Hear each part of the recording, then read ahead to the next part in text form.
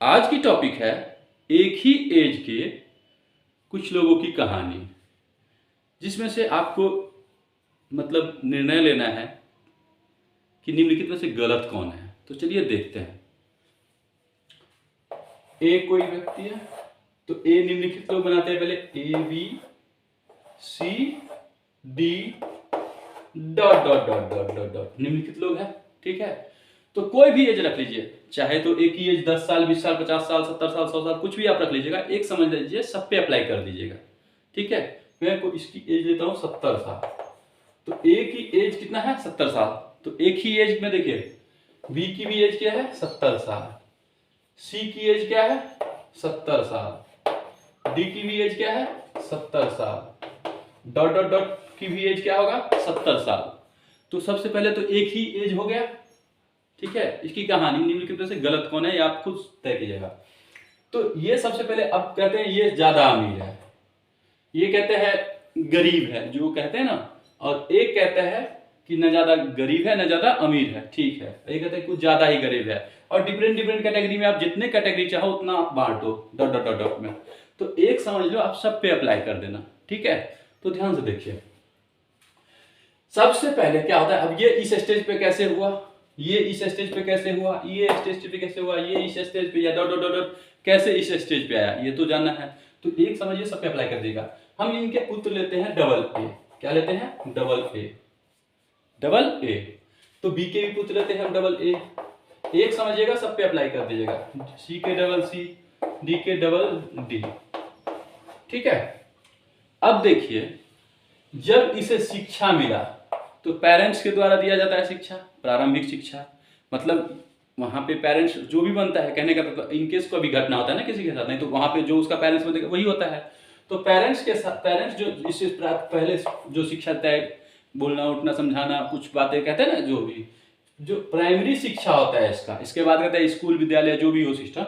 तो प्राइमरी शिक्षा सबका जो संस्कार, जो शिक्षा और संस्कार मिलते रहता है। ठीक है, जो तो प्राइमरी शिक्षा यहां से सबको मिलता है, राइट।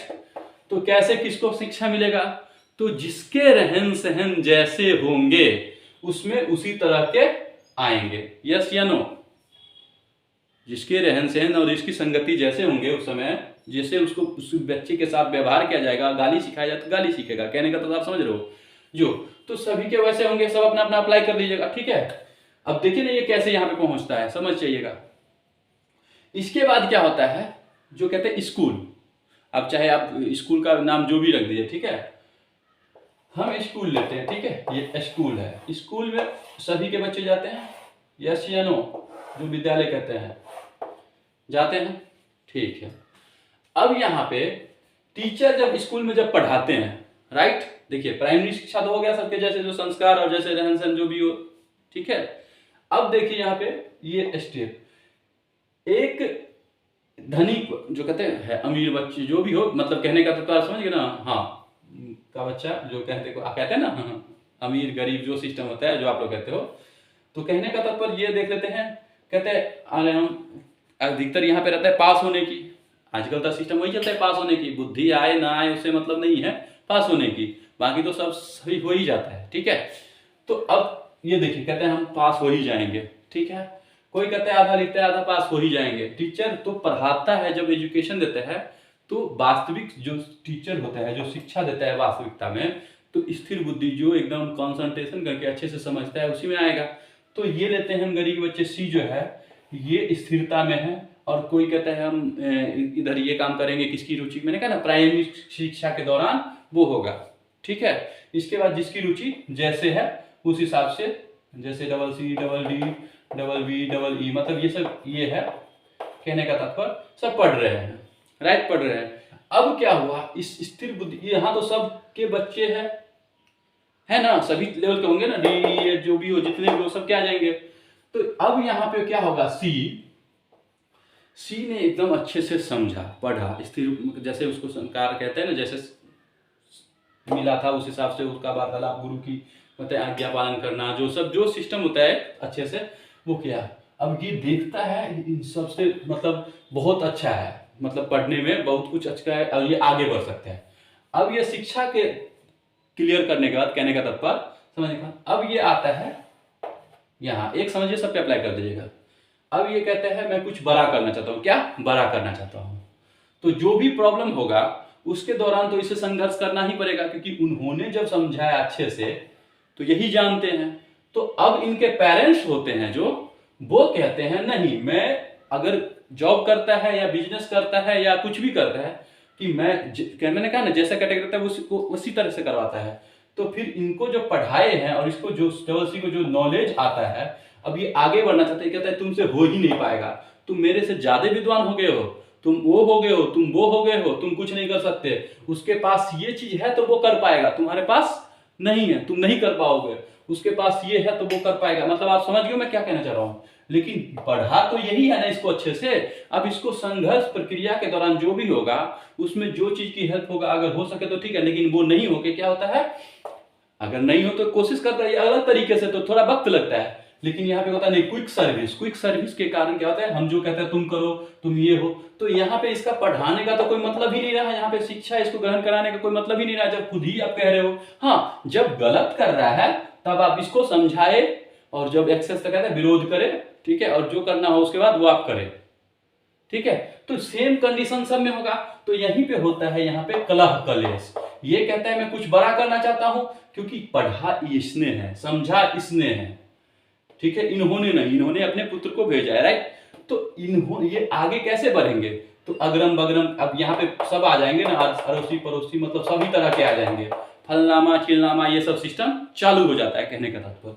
तो यहाँ पे समझा ये है, तो इसको ये आप देखो, ये गलत तो नहीं कर रहा है ना। अगर गलत रहा है तो आप रोक लगाओ, लेकिन आप सही कर रहा है तो आप इसकी उसकी उसकी उसको वो, ये सब चक्कर जो चलता है, तो यहीं पे कॉन्ट्राडिक्शन होता है, जैसे कलह कलेश होता है। और इस प्रक्रिया के दौरान ये बच्चे आगे नहीं बढ़ पाता है, ये बच्चे क्या होते हैं, आगे नहीं बढ़ पाता है, क्योंकि अगर विरोध करे तो ही ना, इसकी उसकी उसकी, और डिप्रेशन के शिकार होकर बहुत चीज कुछ छोड़ भी देते हैं, अलग अलग होता है। तो यहाँ पे यही प्रक्रम बार बार, तब यही चीज होता है। इसके बाद एक स्टेप और लेते हैं, यही सब अप्लाई कर दीजिएगा आप, डी में भी, ई में भी, एफ में भी, सब में अलग अलग होगा, ठीक है।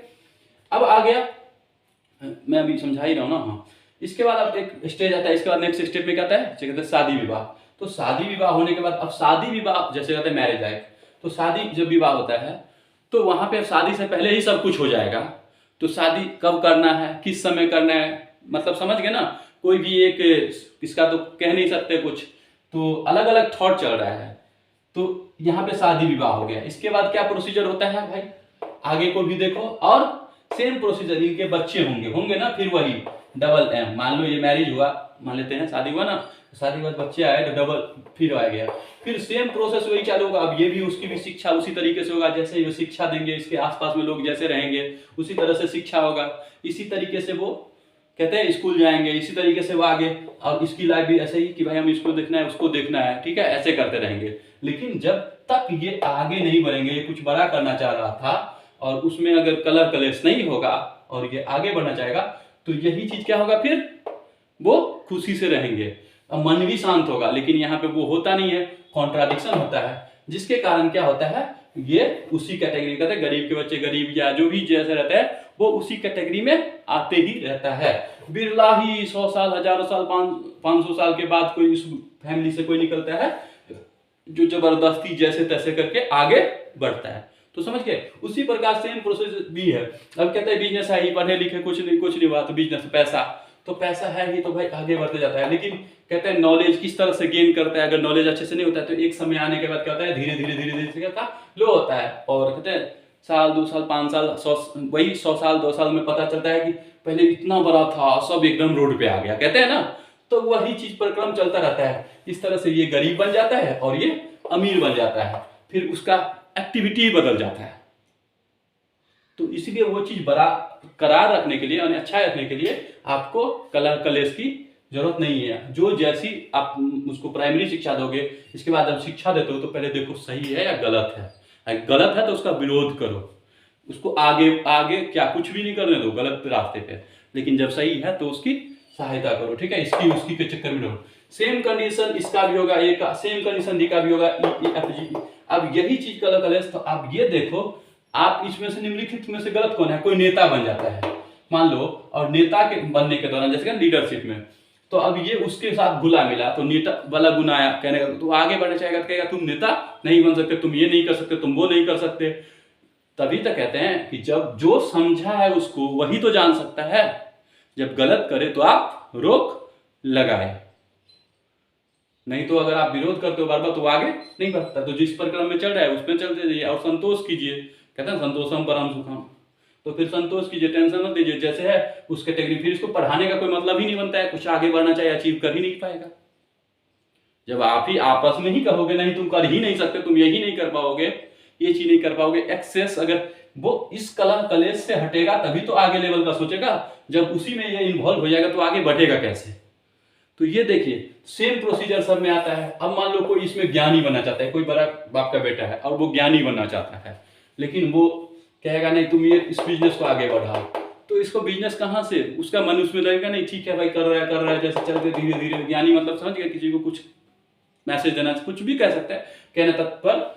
तो यहाँ पे क्या होगा, नहीं तुम ऐसे करो तुम ऐसे करो, आपस में ही कलह कलेश होगा, और जिसके कारण उसके बच्चे क्या होंगे, कहीं जगह आ जाएंगे, किसी धर्म स्थल या कहीं पे चले जाते हैं, और क्या हो जाता है वो, तो कहते हैं अरे यार क्या हो गया, ये हो गया।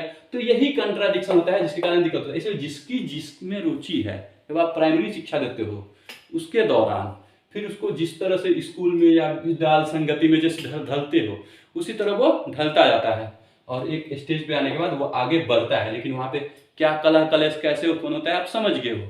इसीलिए अब देखो एक ही एज के है ना सब, और सब ऑटोमेटिक उस लेवल में आ जाए ना, तो अल्टी पल्टी होते रहता है। मतलब ये एक बात तो फिर ये एक बात। तो अगर ये चीज चाहते हैं बरकरार रखे, सही रखे, तो क्या करना पड़ेगा, जब आप बच्चे को पढ़ाते हो तो क्या करना पड़ेगा, उनकी समझो क्या कह रहा है, क्योंकि पढ़ा हुआ है समझा हुआ है वो आगे बढ़ना चाहता है। अगर आपको कॉपरेट हो सके तो ठीक है, नहीं तो उसके संघर्ष प्रक्रिया के दौरान बाधा मत बनो, उनकी सहायता करो। क्योंकि मोह ममता या कलह कलेश, नहीं तुम ये करो ये करो ये करो के चक्कर में ये कुछ नहीं होगा। डिवोर्स का डिप्रेशन ले ले या कुछ और गलत कर ले कदम, और या तो वैसे ही जिंदगी चलते रहते हैं तो आप भी कष्ट में रहते हो, कहते हैं ना, और अगला भी कष्ट में रहता है, कहता है भाई ये नहीं कर पाया, फिर यही सेम प्रक्रम चलता ही रहता है। तो आप ही अब निर्णय करो निम्नलिखित में से किसकी गलत है, कौन से गलत है। क्योंकि इसमें ये भी नहीं है जो प्रक्रम चलते आता है वही करेंगे, लेकिन कहते हैं जब तक पता नहीं होता है तो चलो ठीक है, लेकिन जब पता चल जाए तो उसमें सुधार लाने की जरूरत है या नहीं है। सुधार लाने की जरूरत है ना, तो बस ये चीज आप देखो और तय करो। इसको आप जितना बढ़ाओगे ना उतना बढ़ेगा। कोई भी ले लो, यहाँ पे कोई भी चीज ले लो, किसी का भी ले लो, ओके।